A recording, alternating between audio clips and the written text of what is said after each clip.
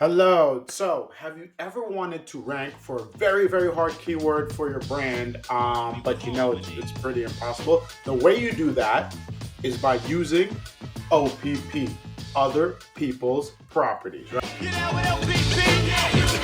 What's down with O.P.P? Or it's called a multi-domain strategy. So, this article is here if you want to read it. So, what we do is, and I'll explain what a multi-domain strategy is. It's first, when I was at MoneyLion, we were just launching the crypto product and we wanted to rank for best crypto app. And it's going to be impossible to do that if you've never had crypto or Bitcoin, any that kind of related content on your site.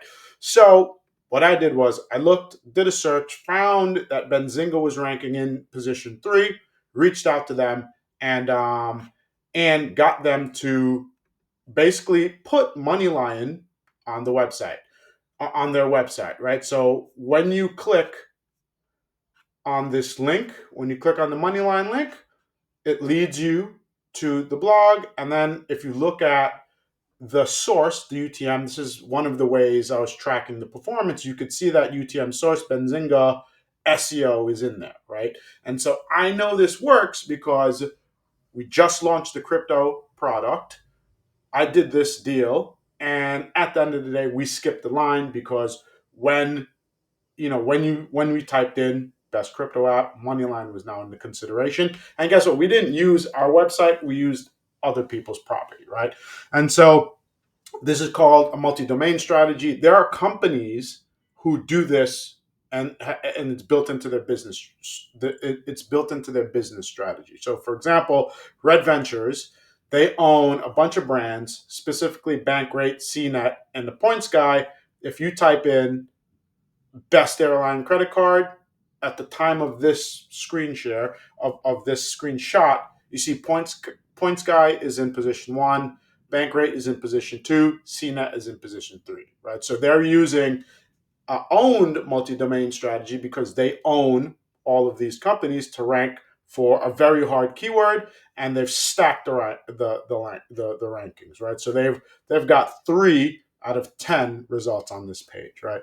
And so again, what is a multi-domain strategy? It's using other people's property, getting down with O.P.P, to be able to rank for a keyword. The other way, and so in that way, it's partnering. So with the MoneyLion example, that page that Benzinga had, it ranks for best crypto app, but it also ranks for hundreds, over I think it was like 800 other keywords that are related to crypto that now MoneyLion is in the consideration phase. The volume on these are enormous, and you could see, look at the keyword difficulty. 92, 100. Like we're not going to rank for these things as a brand, and you just have to be honest, right? Now, if you have multiple domains that you own, you could do something called you could run the same play, right? So, for example, this is Resorts World. The CMO wants to rank for New York Casino, and so what we did was, because we ran paid search, we were able to get this Resorts World rankings in the top position there. And then they had a different casino. They had a different casino website, the Catskill site. We were able to get that in this. So New York owned this position. Catskills owned this position. And then you could see the different 2 URLs.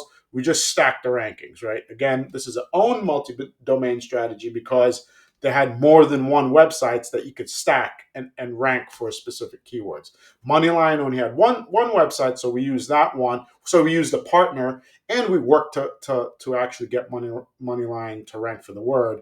But and this is an example of a casino that has multiple locations. The CMO wanted to rank for New York, so we're able to stack those rankings and do integrated search, right? So the point is, if you're trying to rank for very hard keywords, think outside the box. Sometimes you don't have to use your own domain. You don't have to use your own web property. You could use other people's properties. Are you down with O.P.P? Yeah, you know me. You know what O.P.P? Yeah, you know me. You know what O.P.P? Yeah, you know me. You know what O.P.P?